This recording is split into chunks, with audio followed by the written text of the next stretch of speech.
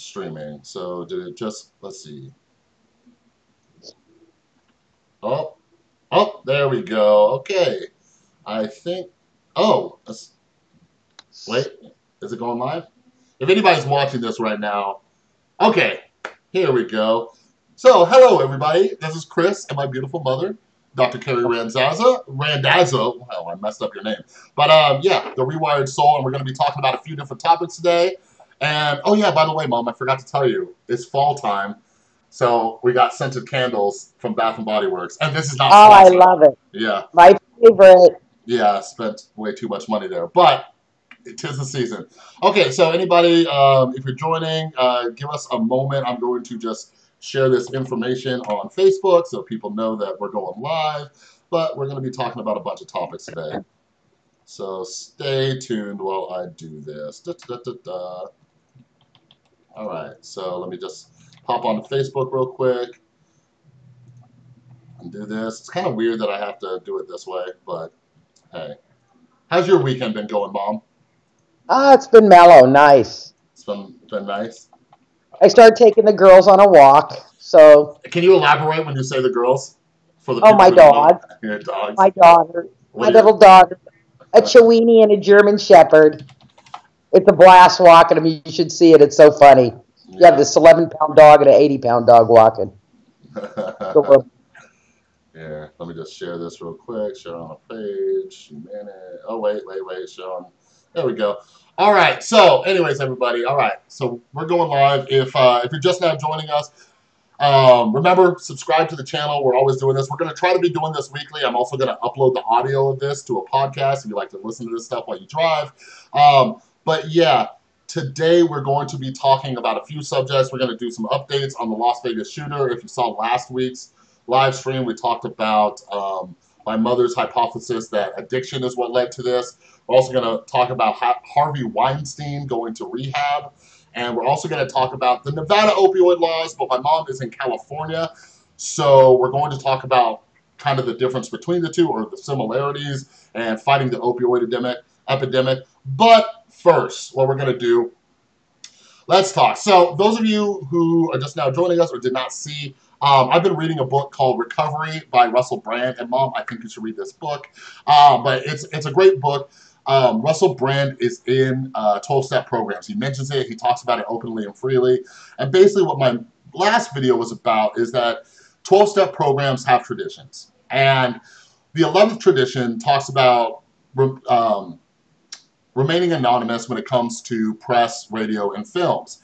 And in this book, he talks about different programs like Alcoholics Anonymous and stuff like that. So some people are, there's a little bit of backlash saying that he's disrespecting the program. He broke one of the traditions. I asked all of you viewers out there, like, what do you think? Do you think he broke the traditions? In my personal opinion, I talked about how I think tradition 5 should supersede all of that, which is that we have one primary purpose, and that's to carry the message to people who are still suffering.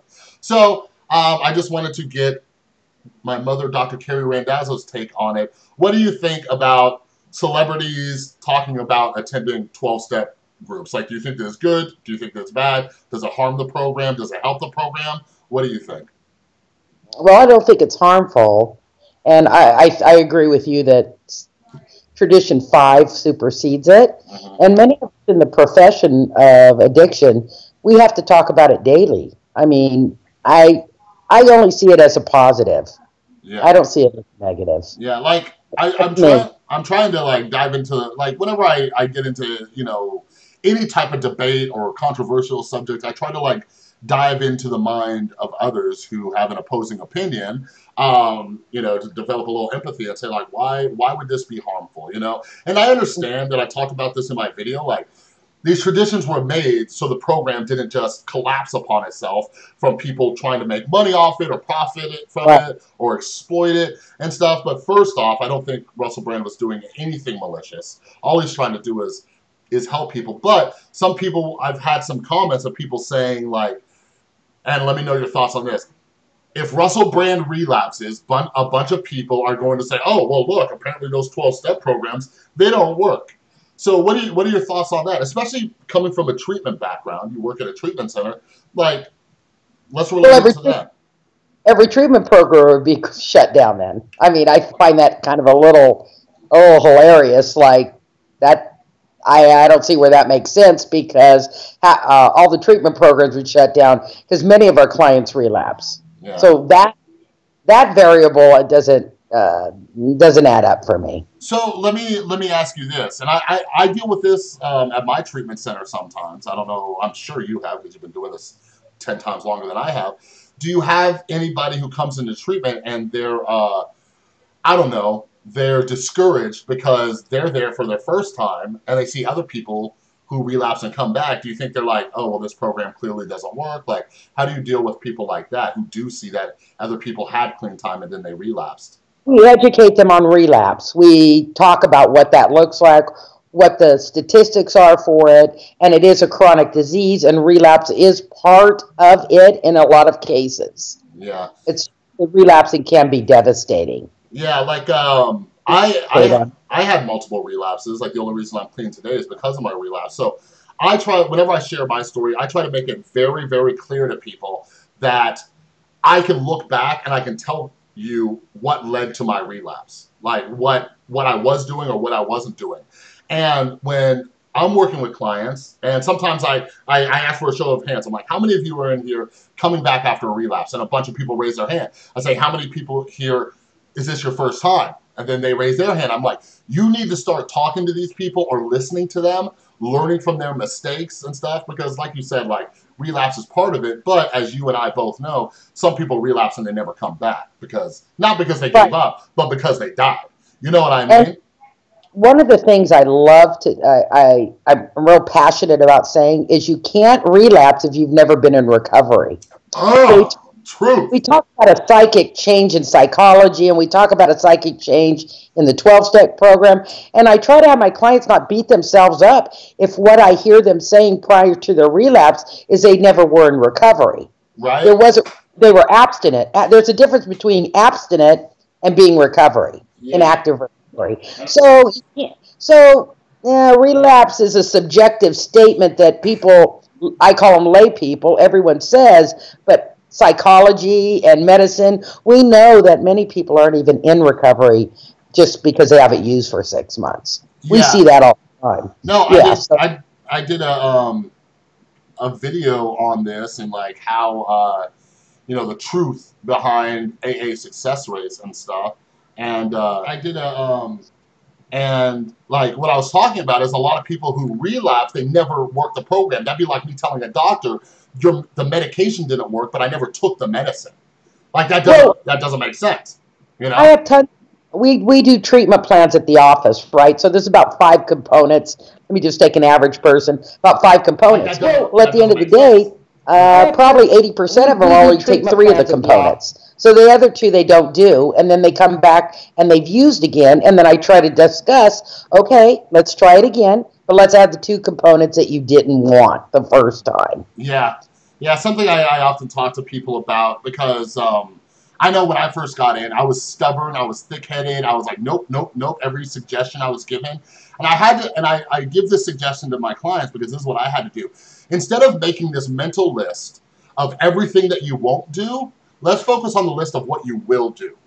You know, just to get them in a more positive mindset, because if people are just focusing on what they won't do, and I know you haven't read this book yet, and I'm almost done with it. But anyways, like I think Russell Brand gives a very practical kind of point of view of the 12-step programs. I think he does a great job, especially when it comes to talking about spirituality. I'm going to do a bunch of more videos on this and stuff. Like Russell Brand talks about his first sponsor, which he calls a mentor, was a devout atheist, right?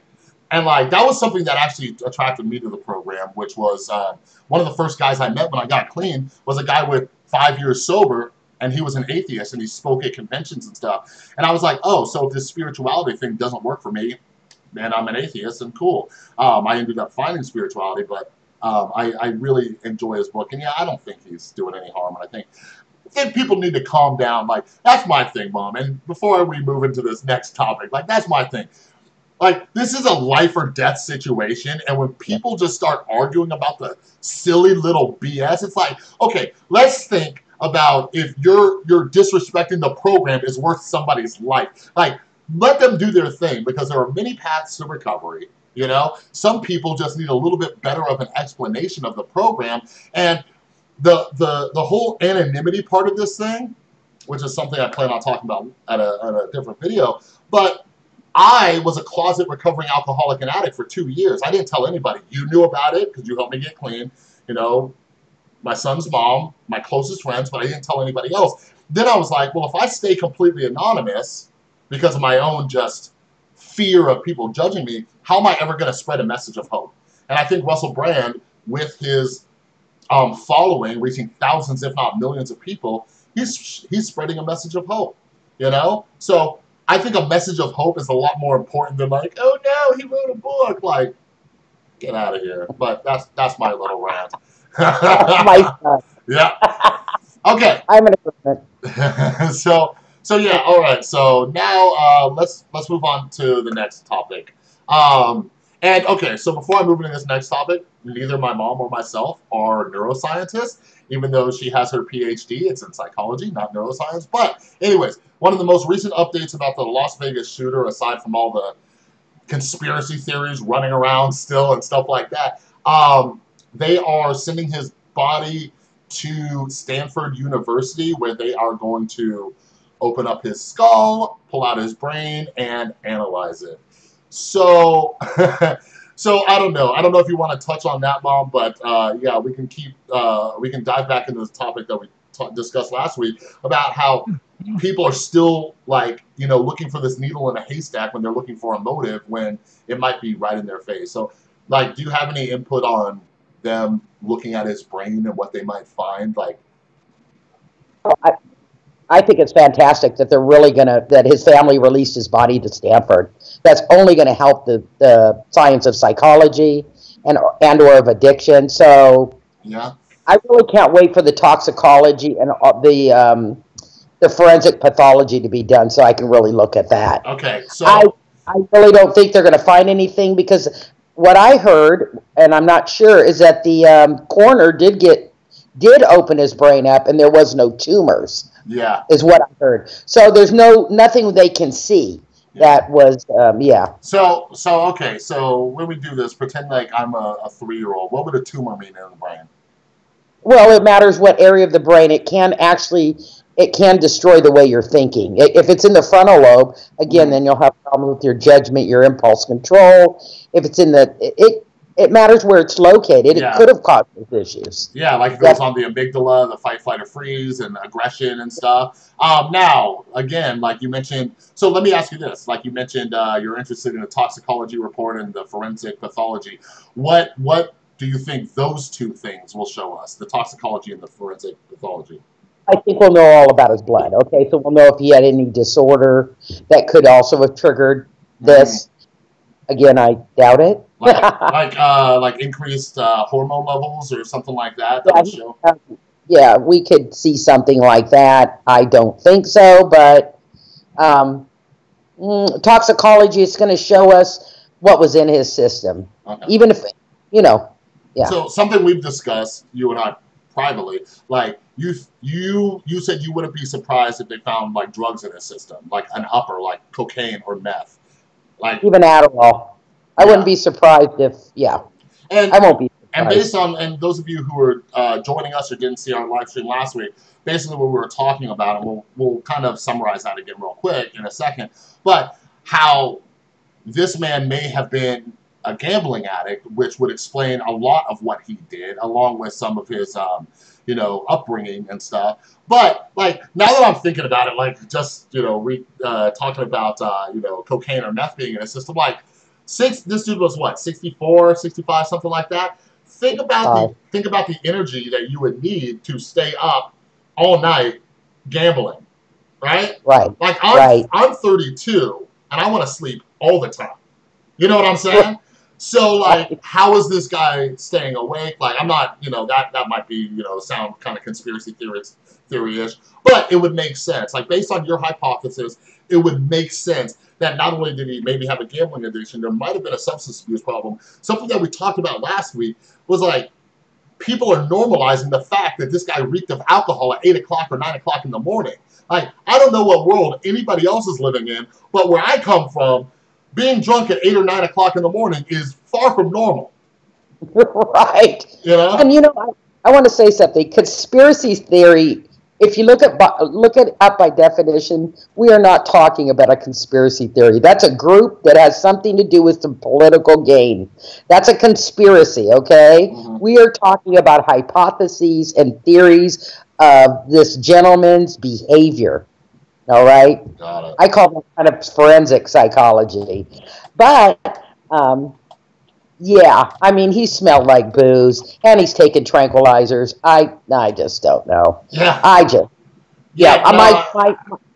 My hypothesis is that you do not gamble 12 hours a day, sometimes 8 hours a day, mm-hmm. and it doesn't affect you, especially a video poker.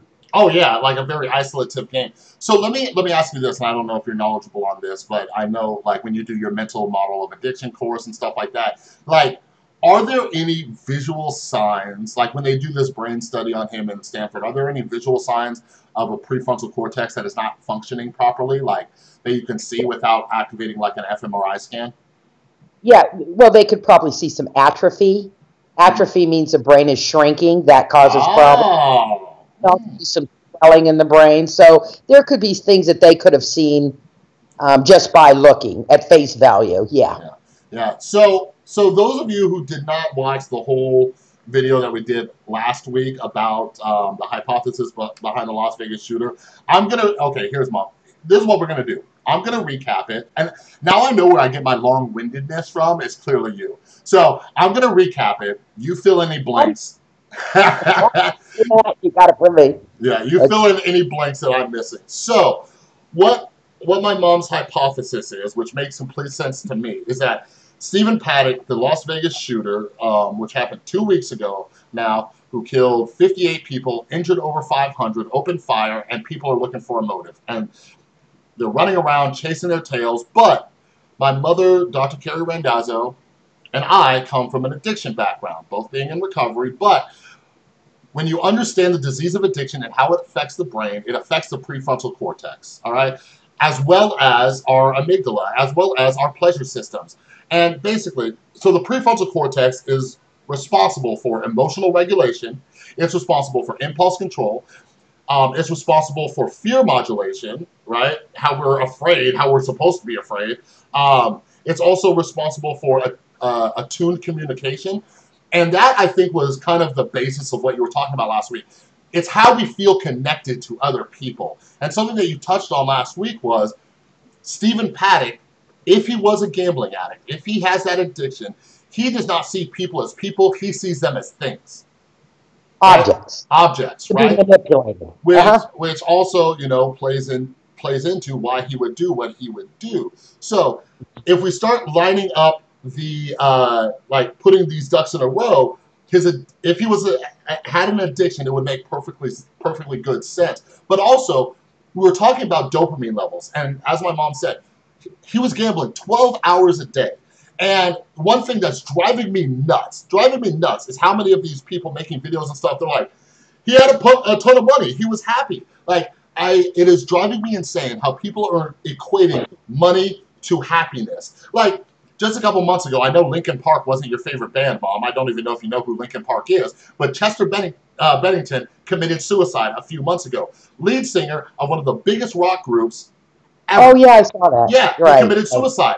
So I don't get why people are still equating fame, success, fortune, money, all those things with happiness. You know what I'm saying? Like, some of you can see the background right here. Like, I live in a small apartment, and I am one of the happiest people you will ever meet. You don't see me out on a yacht. You don't see me, like, in the public eye, but I am very, very happy. So this idea that happiness and money link. Oh, hold on. Oh, wow. We have some questions. Oh, wait. Hold on. Why did they not talk about the leaked photos of the room and the shooter? Yeah, I'm sorry, Jake. Jake asked some questions. And, yeah, he's kind of diving into the conspiracy stuff. That we don't know. That's not what we're here for. I don't know that. I'm not in the government or the police. I know the FBI is getting into it. But, hey. What was the question? I'm interested in the question. Okay, but hey, Kayla, I don't know if you're still here. Kayla's my friend. She has another YouTube channel. She does amazing baking stuff. You should, Mom, Ooh, I you like need to check out Panko Bunny channel. I will show it to you. She bakes a lot of stuff. Okay. She even bakes treats for her dogs, and I know you love to do that. So, All Kayla, if you're watching it, gave you a shout out, girl. Anyways, so Jake Smith asked, why do they not talk about the leaked photos of the room and the shooter, or the number 13 on Stephen Paddock's neck? Whatever happened to Mary Lou? That's Stephen Paddock's girlfriend. Is this thing on? 58 was the original number. Why hasn't the number changed? Speculation about his mindset. Really? Okay, I'm out of here. So our buddy Jake may have left, but oh no, Jake is here. Oh, okay. Yeah, Jake. Okay. So all right, I don't know. Well, first of all, at the end of the day, I am waiting for the FBI to give us all the information. I don't know whether I didn't even hear about a 13 on the neck and who reported that. And I'm really waiting for, if it's from the Las Vegas Sheriff Department or the FBI, then I'm talking about it, okay? If it's from NBC or Fox or CNN, I'm not talking about it. So if 13, I'll have to look it up. Did the FBI or Las Vegas report that? Yeah, Jake, feel free to leave us some links in the comments because I would love to check that stuff out too. I will tell you this, like my mom is she has a PhD in psychology. Me, I'm just a guy who's really all about mental health and a recovering drug addict and alcoholic. And like I don't like playing into a lot of the stuff where like this speculation, like we take the facts, and that is one of the issues, and that could be a whole nother channel I start. Like of course I have my opinions and stuff like that. But, like, we only know what we know. We only know what they release. And, yeah, there are some things that cross up and stuff. But, like, at the end of the day, my whole idea behind this is it happened. Why did it happen? Based on what I do know. And how do we prevent this from happening again? So, like, I'm not one to kind of look into, what may have happened. I want to know what did happen. And a lot of this is, and coming from the mental health standpoint, is everybody who knew him, everybody they've interviewed, his brother, his brother, his girlfriend, all the statements that have been released, his hairdresser, people at the casinos that he went to, everybody's like, he seemed normal, like normal for an isolative gambling addict. Like, what do you mean? But then I want to say, Chris, we need to say the FBI and the sheriff has stated that. Yeah. Not the news channel, not the Las Vegas newspaper, not the Fresno Bee. So they have said so far that nothing is showing up. That's what I am talking to. Yeah. I'm not talking to, I'm not talking to anything except the FBI and the Las Vegas department. Because I know he's probably saying something, but I was trained in evaluation and consultation for child custody evals for people arrested with felonies. There's certain things that psychologists we have to have a fact. Yeah.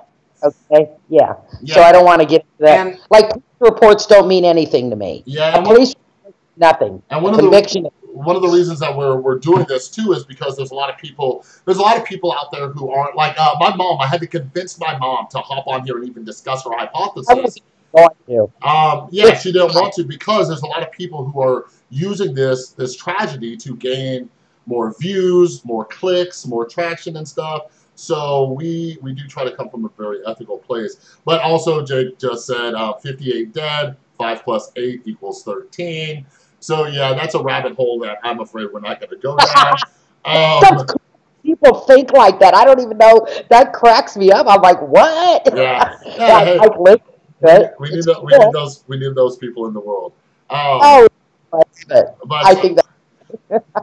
But yeah, like my whole thing is everybody talking about this normal stuff. Like we work in the field of addiction, and a lot of people, family members. My mom does family groups. She works with wives, husbands, moms, dads, sisters, brothers, cousins, friends, all these people. And Mom, how many times on a regular basis do people tell you like, I didn't see it coming? I didn't know.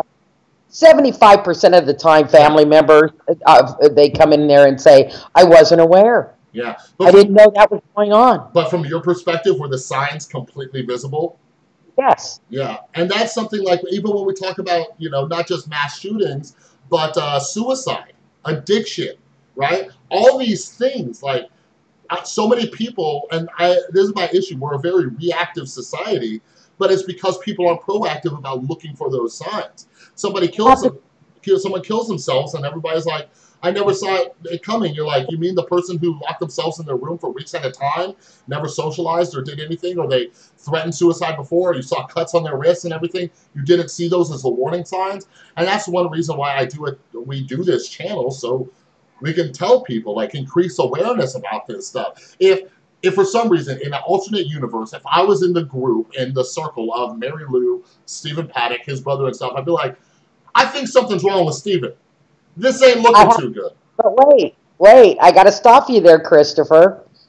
Let's see Mary Lou, his brother, if they're all doing the same behavior, which we haven't analyzed them, are they all gamblers? Mary Lou met him. She was a hostess. You know, if I'm drinking with other alcoholics, who's going to see the signs? Yeah. That's something that, you know, a lot of my family members are addicts themselves, so they're not even paying attention to the signs. Yeah. It looks normal to me. That was, looking back, that was part of my rock bottom, or what led to my rock bottom. Like, all the guys I was doing drugs with and drinking with, they're like, I think you got a problem. So, like, when other people who are drinking and using with you tell you have a problem, or, like, sometimes, like, I have clients who say, like, their drug dealer is like, yo, I think you're getting too much. Like, yeah.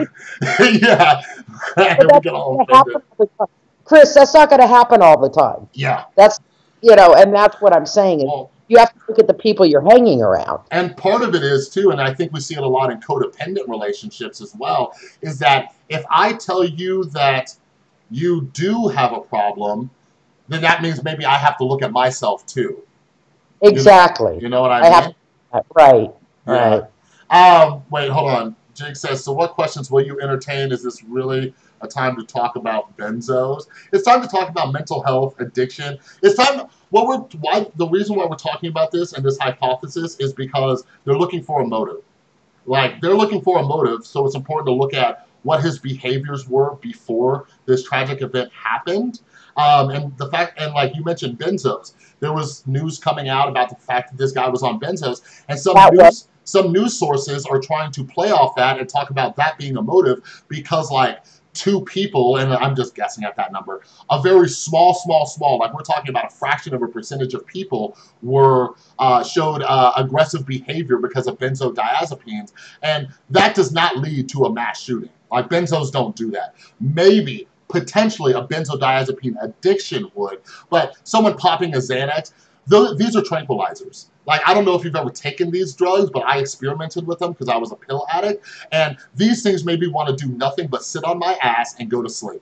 Absolutely nothing. They did not make me want to do anything other than that. They are tranquilizers. So, like, I think people need to look up, say, he was on Valium, and look at, you can Google Valium and the manufacturer's side effects for it. So you can even look that up. But my big issue with him being prescribed Valium is why he was being prescribed Valium. Anxiety disorder, aggression. There has to be symptomology for us to prescribe that. And that is really what I want to know, why we're even giving him 10 milligrams of Valium. That's kind of interesting. I'm going to take down a note because I wonder if that information's been released of why he was even prescribed anxiety meds in the first place.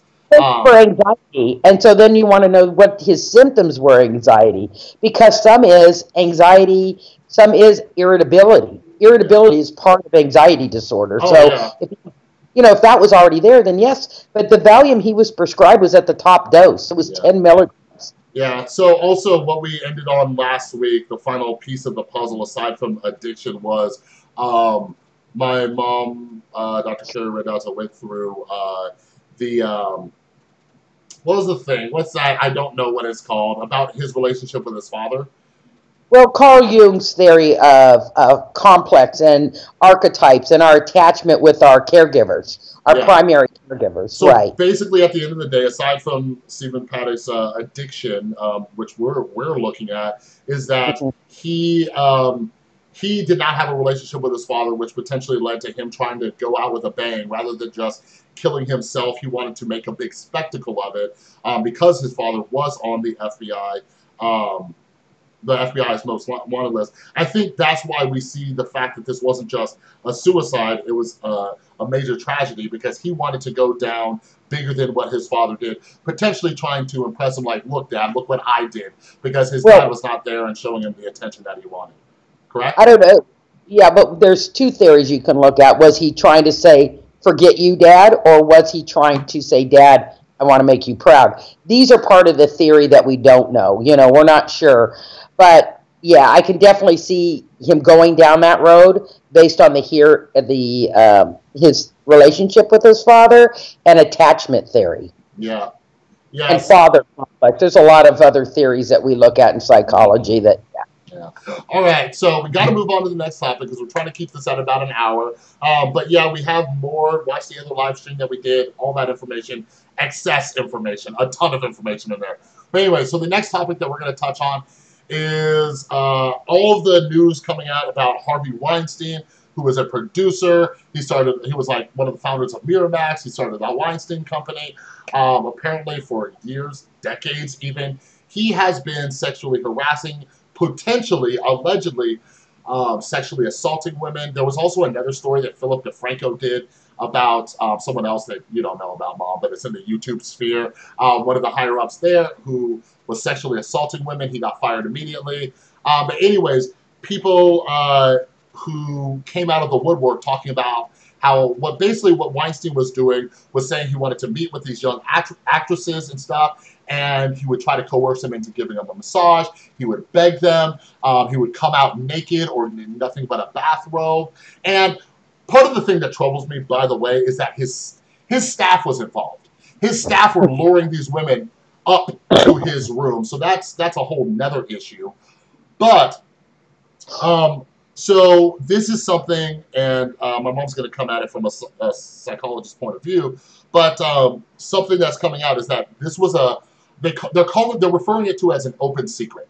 This is something that a lot of people knew about. There was some controversy around some tweets between Ben Affleck and Rose McGowan, because Ben Affleck came out and said, I'm disgusted, I can't believe he was doing this, da-da-da-da-da. And then Rose McGowan comes back, tweets at Ben Affleck and said, you told me back in, it was either the 90s or early 2000s, when I came to you personally, you said, damn it, I told him to quit doing that.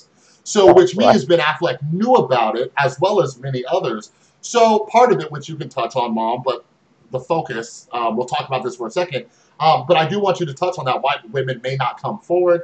But the other thing is, it has been announced that Harvey Weinstein is going to, someone said Harvey Weinstein is like AA, an open secret. Boom, I love it. Very good. So it's been announced that Harvey Weinstein. That was a good one. It was. I dig it.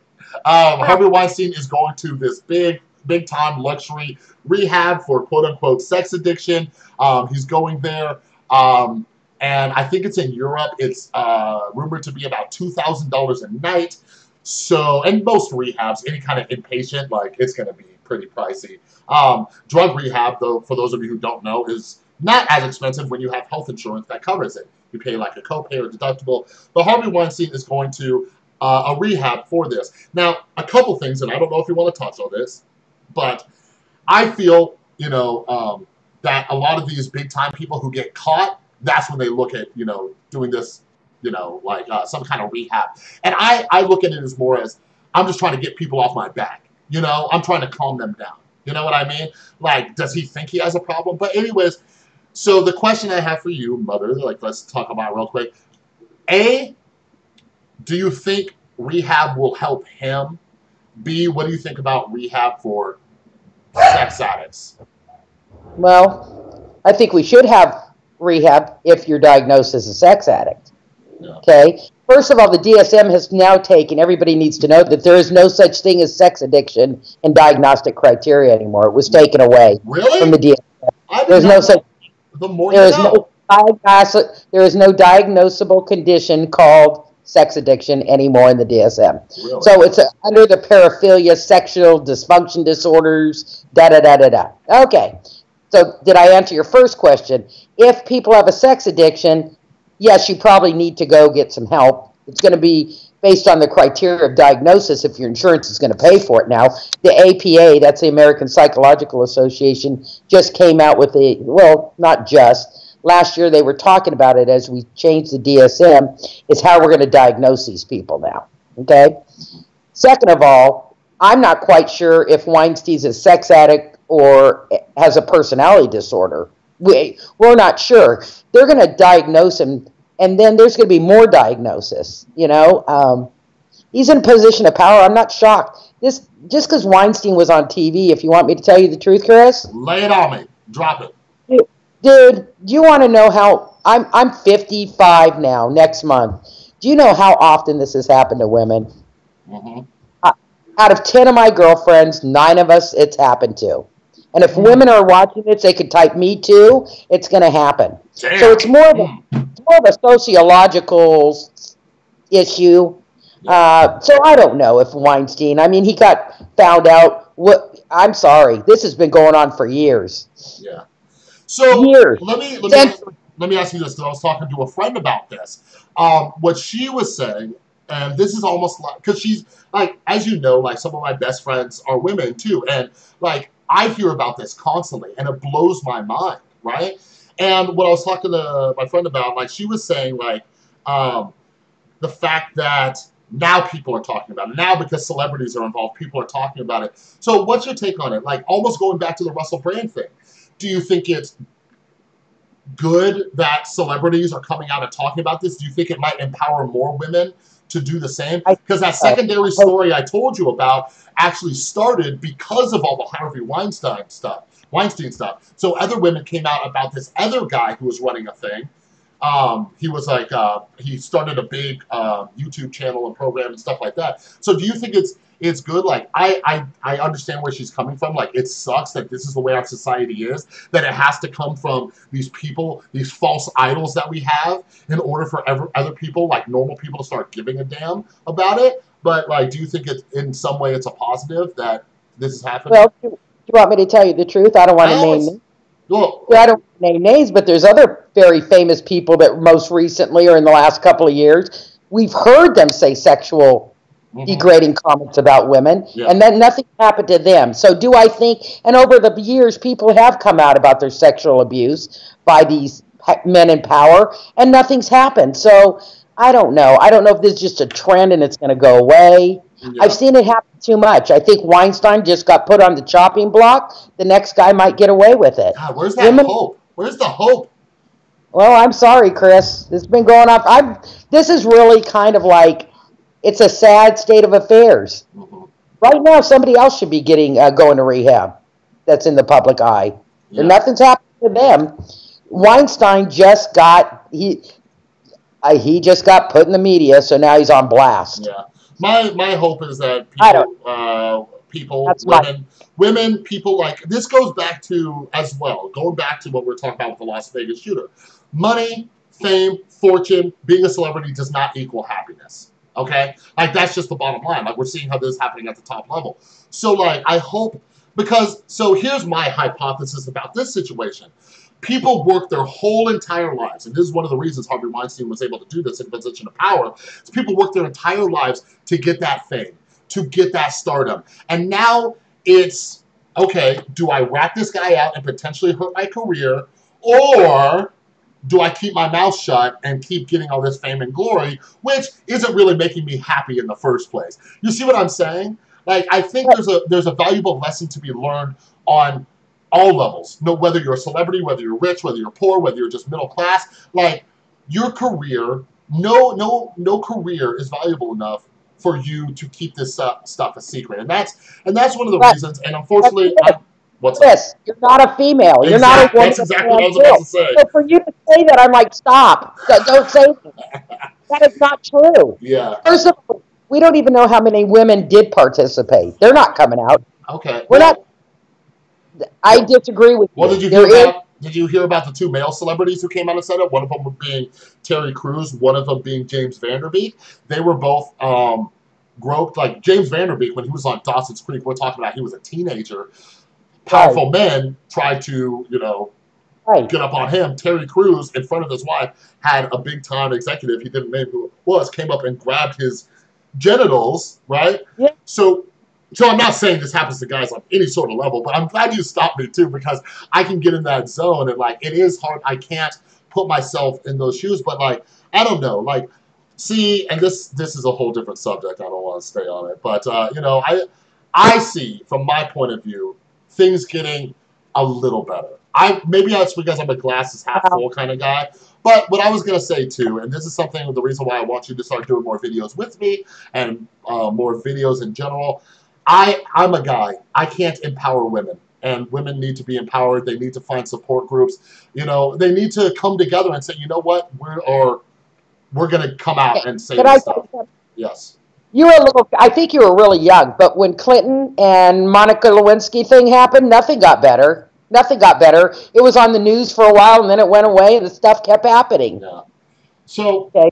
Just FYI, Chris, yeah. We've been going, you know, Arbuckle, that was a famous actor in the 20s. He killed a woman with a bottle. Well, he got exonerated. I shouldn't say that, with a Coke bottle, and that just dropped too. Yeah. There's some stuff in history if you look at it. Yeah. So let me ask you. Let me ask you this though. Okay. Actually, I forgot my question. I was looking at the comments to see if anything came up. But let me ask you this real quick before we move on to the last subject. So women become addicts for a variety of different reasons that men don't have to deal with. One of them is something like this.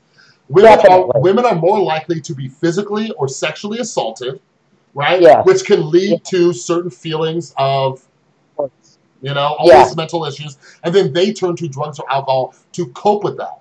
So, like, so I don't know, coming back around, you know, full circle back to addiction and stuff, like, I don't know, what's the solution to that? How do you empower women to come forward so they don't become addicts because of what happened to them? You know what I mean? Well, like, you don't become an addict because you got sexually assaulted. You were an addict, probably biologically, and by being sexually assaulted and self-soothing, you became an addict. Yeah. Okay? And that's... So I think it's important for women to go seek help if this is happening to them. Yeah, and those of you who haven't, like, I bring this up in my addiction course.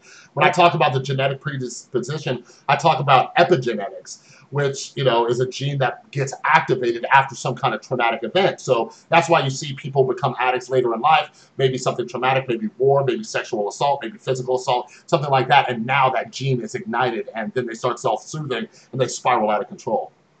I think what we need to do for our younger girls in school, you know, we have health education, is to educate them on what we call the cycle of violence. The cycle of a violence and the cycle of a healthy relationship, because Weinstein's behavior is in that cycle of violence. Yeah. And I think we just need to educate our girls, or all our, not even just girls, the men too, what a cycle of abuse looks like. Yeah. So, two things. If you're watching this and you haven't yet, click the subscribe button, because we're doing this, we're trying to do this every week. I don't want to make any promises. My mother and I are very busy, but we're going to try to. But also, Mom, listen up. Like, for those of you who have not visited the rewiredsoul.com, we have courses up there. And Mom, how great of a course would that be? That cycle that you're talking about. Oh, yeah, I love that cycle. Like, there's two cycles. One of abuse and one of recovery. Okay, of what so people watching this, you can leave comments, but I'm going to give you a mission, Mom. You need to put a PowerPoint together. We need to get together, and we need to put this up on the Rewired Soul. And hell, like, let's put it up for free, because I am constantly thinking about how I can help women more, but I am a freaking man, so I only have a certain amount of credibility when it comes to that. So that's going to be your task, Mom. Maybe when I come down for Thanksgiving, we're going to get down and put these courses together, because that could be very beneficial. I can send you the wheels. They're called wheels. Cycle of Abuse and Healing Wheels. I can send those to you tomorrow. Yeah, well, send them to me so I can take a look at them. Then we'll put a course together. Because, yeah, I have friends who are school teachers and stuff like that. Middle school, high school school teachers. Young women are already becoming victims of sexual harassment, more so. But even rape, sexual assault, things like that. So if we made a free course that I could send to people as a resource, that would be great. It would help out people, because here at the Rewired Soul, we talk about the problem, but we focus on the solution. Boom. Okay, so the last, you like that? So the last topic that we're going to talk about is this article. I will paste it in the comments in case any of you want to check it out. So the Las Vegas Review Journal, which I am no longer a fan of, I don't think I ever was, but they did an article which is titled, Nevada Patients with Chronic Pain Agonize Over New Opioid Rules. So what this article is talking about, the summary of it, is Nevada has strict opioid laws. For those of you who did not get the memo, the United States is having an opioid epidemic that has been going on for well over a decade. On average, right now in 2017, on average, 91 people per day are dying from opioid addiction. Most people think it's from heroin, but most of them are actually from prescription narcotics. So, also, another statistic I want to throw at you, most people who become heroin addicts started off with opioids. So let's get the facts straight first. But anyways, this Las Vegas Review Journal article is talking about the strict opioid laws in Las Vegas. And this article, to me, is talking about how, it's not even to me, it's fact. I just linked it. It's also in the description if you're watching the replay. It talks about, it's trying to say that many people struggling with chronic pain, we're making it harder for them to get their hands on these narcotics, okay? So one thing, before I get some feedback from you, Mom, I made this point in my video about how people need to quit medicating their kids so young. And I know there are certain circumstances, I know this, but the example I gave is, I am down, Mom, I don't know if you knew this, I am now down 30 pounds. Proud of you. I need right? High five. So anyways, I looked into getting gastric bypass. And basically what they told me, as per my insurance or even medical professionals, they said, you have to go see a nutritionist. You have to see a dietitian. You have to go to the gym. I had to jump through a million hoops to get a gastric bypass surgery. Like, it would have taken me a year just to get approved for it, right? But when it comes to kids and ADHD, when it comes to chronic pain, they will throw these addictive medications, knowing there's an opioid epidemic, they will throw these in your face immediately. So all we're doing is creating more checks and balances for people to potentially protect them for something that could kill them. So what this article talks about, here in Nevada, they have, on January 1st, they're implementing more laws, okay, where patients who are on pain management, which means that every month you are getting a refill of narcotic opioids, Oxycontin, fentanyl, Vicodin. And by the way, fentanyl, that is some potent stuff. For those of you who don't know what fentanyl is, it is about 50 times more potent than heroin. So think about that. Doctors are giving people a drug 50 times stronger than heroin. And people are complaining that we're keeping that highly regulated. Like, that's a whole different, no, that's not a whole different thing. We'll talk about that. So anyways, we're doing that. So pharmacies, a pharmacy has the right to deny giving somebody a prescription if they feel that either A, the doctor is overprescribing, or B, the person is abusing the medication in any way, shape, or form, and that could be through doctor shopping. Let's say, so doctor shopping, for those of you who don't know, one doctor prescribes this stuff, then the person goes and sees another doctor, they go see another doctor. If the pharmacy feels that the people are doing that, then they can stop it. So the other thing is that they are drug testing people who are on, Mom, by the way, turn your light on because we can barely see you. But anyways, doctors are requiring that people get drug tested who are on these pain management programs where they are getting prescribed these on a regular basis. So, Mom, so what they're saying is we're making it too hard for people in real pain to get these opioids. What is your take on this? Well, first of all, when you just said if pharmacists feel like it, I don't think that's what the regulation's going to say. Yeah. I'm thinking that the pharmacists, everybody in the medical profession has to not cover up. We have to cover for any action that we do. So I'm sure the pharmacist is going to run their name through the DEA.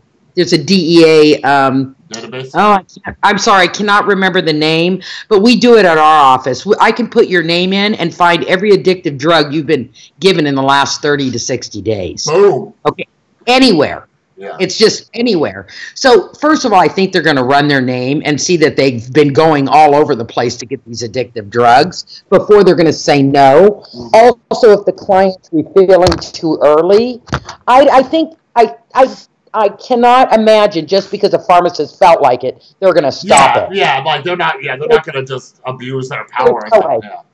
There's no way. They're going to have checks and balances. The pharmacist is going to have a reason, because that client could sue them if they just felt like they're going to have some evidence why they're not going to refill their prescription. Yeah, and I guarantee that. And the woman they interviewed for this, they were talking about how she was seeing a previous doctor who prescribed her fentanyl, I think, fentanyl, Vicodin, and something else that was highly addictive. Oxycontin, Vicodin, and fentanyl. So she found out that these things could have killed her if she took all three. Well, you know what? First of all, what'll happen, I'm glad the law's in fact, I'd like to ask that woman, was she filling those 3 prescriptions at the same pharmacy? Because I doubt it. Because when they're filling it, there would have been a cross section saying these are taken together, could be lethal. Oh, yeah. So I'd like to know, was she going to Walgreens for all of them? Yeah. Or CVS? I doubt it, but maybe I'm wrong. And that's going to stop that, okay? Also, do you know what comes in our office, Chris? What? And Dr. Gazette's a family practitioner. People, if we give you opiates, we drug test for a few reasons. Okay? Lay them on me. We drug test. One is to see that you have the opiate in your system. Okay? We have a lot of senior citizens that, because of the healthcare crisis and because of Social Security, do you know what they do, Chris? What? They sell their prescribed narcotics. Oh yeah, how do you think, Mom? Real quick, how do you think I was filling my prescription drug?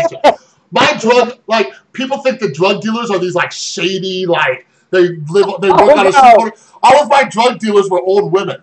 Like, if I owed them money, it didn't even matter. What were they gonna do? You know what I mean? So yeah, that's absolutely true. A lot of people sell their prescriptions. Get that out there, okay? We have a lot of senior citizens trying to make money selling to my young kid, right? Yeah. Okay, so we check to make sure the drug is in your system. Yeah. Okay. 2, we drug test you to make sure you don't have other drugs in your system before we prescribe you a narcotic. How is that not smart medicine? I have high cholesterol. Mm-hmm. I have every 6 weeks just to make sure my liver's functioning okay on the cholesterol medication. So I don't understand. I'm confused. Yeah. Exactly. I have nothing to worry about. Pee. It's pee in a cup. It takes 5 minutes. Yeah. So something I'll try not to be too snowflakey on.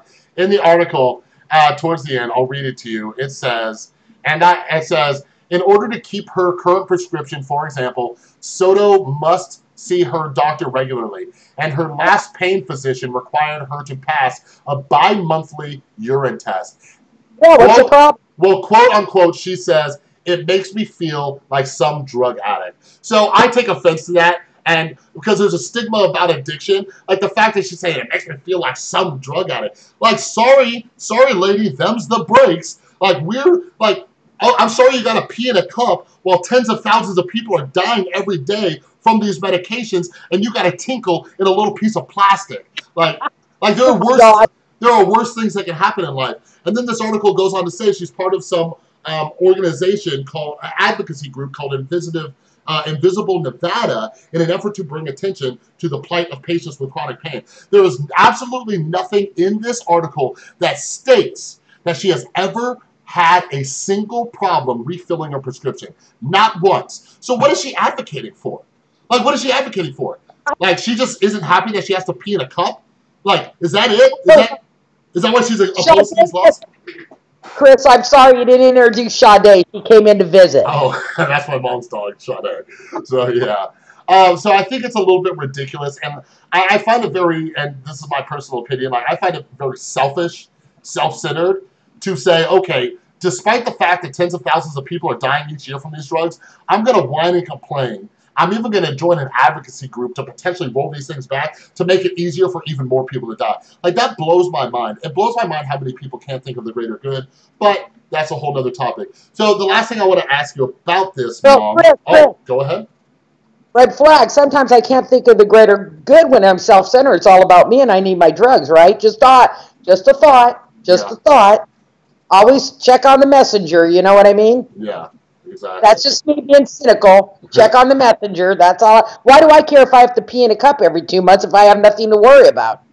Why do I have to care if the doctor's gonna? I don't Yeah. understand. No, absolutely. Like me, like being an addict and now being clean, like I used to, I used to be deathly afraid that the cops would pull me over or check my plates or do anything like that. It's because I had stuff to hide. Like now, I drive around like a boss. Like when a cop pulls up next to me, like pull me over. Like I'm legit, you know. No, no. Let's use this as an example when it comes to peeing in a cup. I love when people have me pee in a cup now. I love it. I Like remember. how?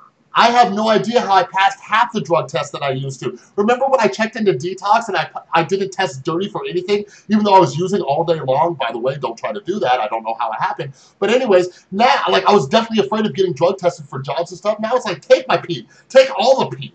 I got nothing to hide. Like, do it. Put it in a trophy case. I don't even care. But anyways, the last thing I want to ask you about, so this doctor, they interviewed a doctor as part of this article, so let me read this real quick. These new laws, what they do, it says, it mandates that doctors conduct mental health evaluations before prescribing painkillers to patients for the first time and limits initial prescriptions to 14 days for acute pain. So real quick, again, this isn't making anything harder. They're checking things out to make sure that this person doesn't have any mental illness that may lead to them abusing these prescription medications. So then it says, if prescribing for more than 30 days, okay, only if we're prescribing for more than 30 days, doctors will be required to consider 16 factors, including how many times the patient attempted to get the drug or claimed to have lost it, whether the patient might be doctor shopping, and if treatment is working as expected. They also will need to define treatment goals with the patient, what the law calls a quote-unquote medical or medication agreement with the patient. So what this doctor's argument is, because of these new guidelines, because of the extra work that they're going to have to do, if those of you are listening to this, I'm not saying I'm crying for them, that they're going to have to do a few more things. This doctor says that more doctors are going to A, start leaving Nevada, or B, not relocate here because of our strict opioid laws. Like, are you kidding me? Like, what do you think about that? Do you think doctors are going to stop practicing in Nevada? Like, oh, real quick, Mom, I just want to let you know this. Like, people, you can Google it. I don't have the link. But right before I got clean, 6-7 years ago, they had a massive bust here in Las Vegas because doctors had people lining up around the corner where you would come in, pay them money, and they would write you a prescription for whatever the hell you wanted. So, like, just so you know what's going on here in Nevada, and I think we've done a phenomenal job of keeping this stuff in check. Like, what do you think, Mom? Do you think because of all these, like, things that they have to do, doctors are going to be afraid to come to Nevada? Like, what do you think? Well, do you want me to be honest? I always want you to be honest. Okay, well, I'm not going to lie. It's going to put more work on your table. And when you put more work on your table, that is a problem, okay? Because they're trying to see patient after patient. They might be seeing 50 patients a day. Okay, so hang on. Mm-hmm. It is going to cost probably more money. They might need to get a nurse practitioner. But then maybe you'll eliminate the physicians, not the pain management doctors that specialize in pain. You'll eliminate the family practitioners or some of these doctors that are prescribing opiates that shouldn't be. So you'll get a more. Yeah, they might. It's not lying. That's not lying. Yeah, and I don't know. Like Chris, yeah. People don't take Medi-Cal. I don't know. What do you guys have in Vegas? In California, we have Medi-Cal. Medicaid. Okay, Medicaid. Do you know how many doctors won't take it? Do you know why? Why? You know why? Because of the paperwork involved. It's a pain. You don't get paid that much for the work you have to do. So it's sad to say, but it's the truth. So maybe. Well, there's some truth to that. The first thing I want to just kind of talk to you about, like, yeah, it's a pain. Like, these doctors are trying to see a lot of people. They're trying to get people in and out. But studies have shown, like, that's one of the main reasons for the opioid crisis in general, because emergency rooms, they're trying to treat everybody, get them in and out. So someone comes in for pain, here you go. Here's a bunch of narcotics. Like, Mom, I used to go to the emergency room all the time just because I knew that they were going to throw opioids at me. You know what I mean? And I can go to the emergency room as many times as I want. So, like, I get what you're saying, because, like, I have to put in notes, because I work at a drug rehab center. I have to put in notes. It is a pain in my butt. I hate it. But if I look at the bigger picture, If I look at the bigger picture of why am I doing this, you know, like I get it, and that's a whole nother subject about what the paperwork we have to do for state funded and stuff. Like, yeah, that's a bunch of bureaucratic like red tape BS. But like at the end of the day, what these doctors have to do, a questionnaire, 16 points. Like, here's my opinion. Here's strictly my opinion on it. Like, if a doctor is inconvenienced by the amount of paperwork they have to do, like personally as a Nevada resident, as somebody who advocates for like addiction awareness, I don't want them in my state. You know what I mean? Like if that's more important to them, if they don't want to come here because of the paperwork they have to do to help fight the opioid epidemic, so peace, see ya. We didn't need you here anyways. Well, I don't think Nevada's going to be I think it's going to happen. I don't know. Is California doing it? Because California, we're the first to do everything, you know, normally. So I know. I'm sure it's going to spread to other states. Yeah, I'm sure it's going to start spreading. Maybe that we can look at in another one if people enjoy this topic. But yeah, like I think that's something we have to take into account. Is that more and more states are doing this because the opioid epidemic is out of control, and if we don't do anything, you know, then the problem's only going to get worse. Hold on, we have some comments. So legalize. Mackinstood says legalize it all. Treat addiction as a public health problem, not a criminal problem. Boom, dropping truth. Public health problem. Yeah, and absolutely, and that's a whole nother show we could do on that. I think did I do a video on that? I think so. But yeah. Anyways, oh man, Mom, our timing's great, Mom. We have been on here for an hour exactly. You are wonderful and beautiful as always, and yeah. So I hope all of you like this. Share it. If you haven't yet and you're watching right now, make sure that you subscribe because we're going to be doing this more often. Also, I'm going to be uploading this. I'm going to put this on a podcast so people can listen to it in their cars and stuff. And yeah, thanks for watching, and we'll see you next time. Say bye. Bye, guys. Bye.